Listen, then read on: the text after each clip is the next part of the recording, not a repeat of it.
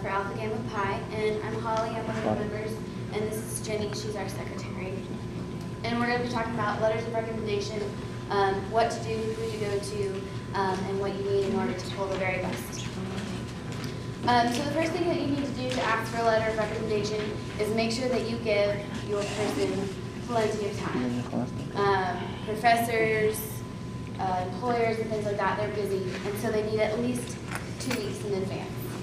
A lot of times, the more time you give them, the better, and keep up with them. So if you give them 2 weeks, most people tend to procrastinate, and they won't get it done right away.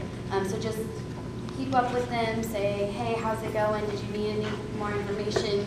Just little reminders to make sure that they're still aware of it, because you hate to get to the last day and then they only have 1 day to do it. So make sure that you give them plenty of time. And be nice, obviously. If you're asking for a letter of recommendation, you're doing that for a specific purpose. You want the best letter of recommendation possible.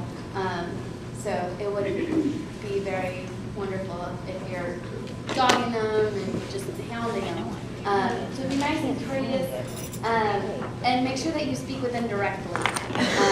Lots of emails get passed on to spam or different things like that, so make sure that you talk with your specific person directly, person to person, phone call if needed, if you're in a different place or something, a past employer.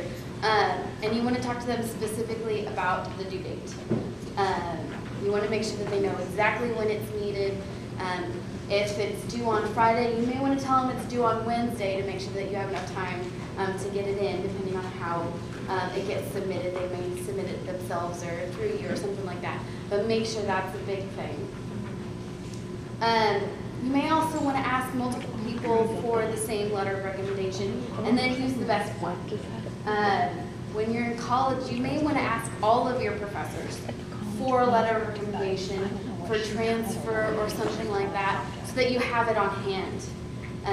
You never know what life may throw at you, and you may end up doing biology, even though you hated science growing up, but luckily you've got a letter of recommendation from those core classes that you had to take. So get just a blanket letter of recommendation from all of your professors. It couldn't hurt. At the very least, you never use it. If you're using your letter of recommendation from someone that you don't know as well, so if you're using from all of your professors, you may know a couple of professors very well, but some of them not as much. They may want an interview. You may want to ask for an interview. Say, hey, it's been a while since I've seen you, or we haven't met as much person to person, so would you like to get together and talk about it?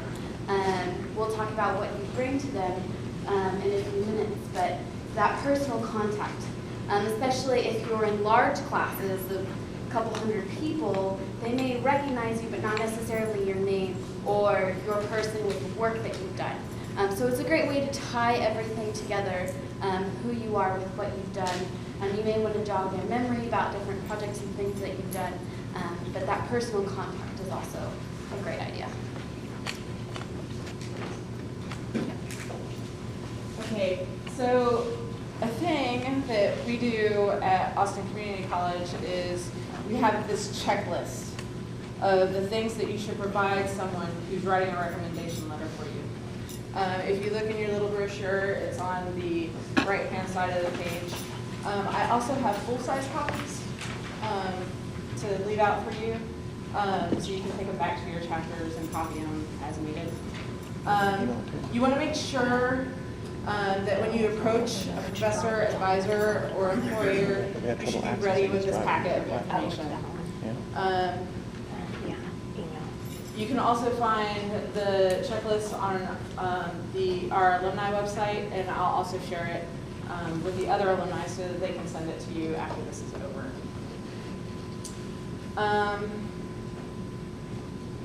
In the case of the Hallmark Awards, which is why we're here today, everything is in one holding spot on myptk.org if you start working on your 5-star.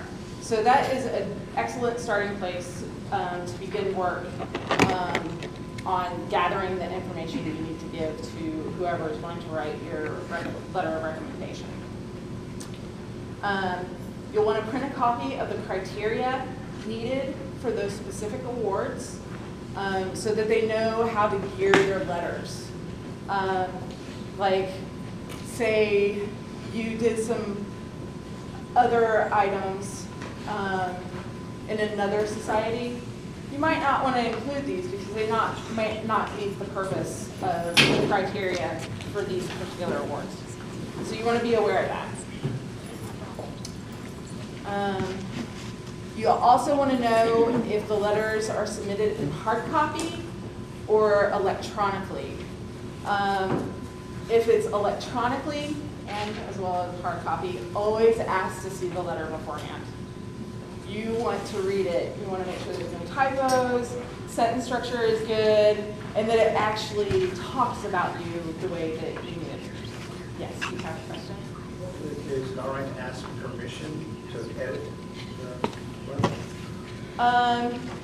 Well, if it has like an untrue statement, because that person might not know you very well, and say, no, this isn't correct, maybe you can rewrite that part.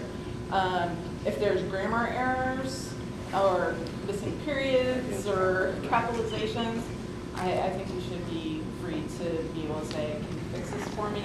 Because you want to be viewed as well as possible to whoever is judging these things. Yeah, so you wouldn't change it yourself, you would ask them to. Yeah, to you would make ask them to do some it. changes.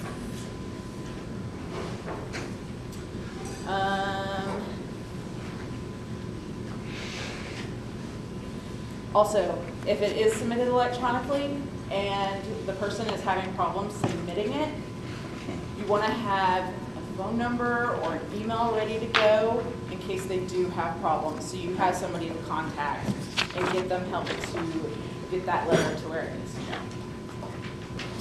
As Danny and Ted were talking about, have your CV ready. Always have your CV ready. Mine is 24 pages long. About to get longer after today.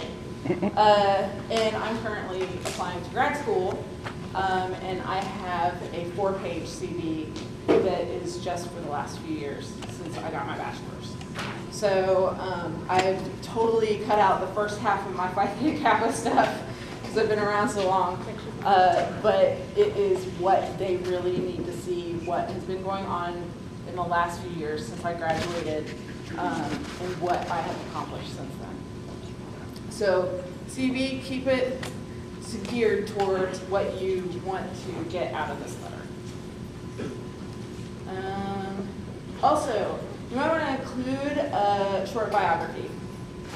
Where you come from, what you've learned over the years, what moments in your life profoundly changed you, things like that. That might not be in your CV, just because those are very bullet pointed information. Also include your educational and professional goals in that short biography. Let's see, did I skip anything? You always want to provide them with your major, of course, and your GPA. Any issues that you might have had with your GPA in the past, you want to include that in the biography as well. I think that is it for the packet, and now we have an exercise. Woohoo! Does anybody have any questions?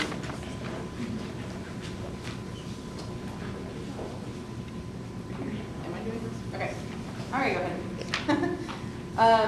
We're going to take about 10 or 15 minutes to write your own letter of recommendation.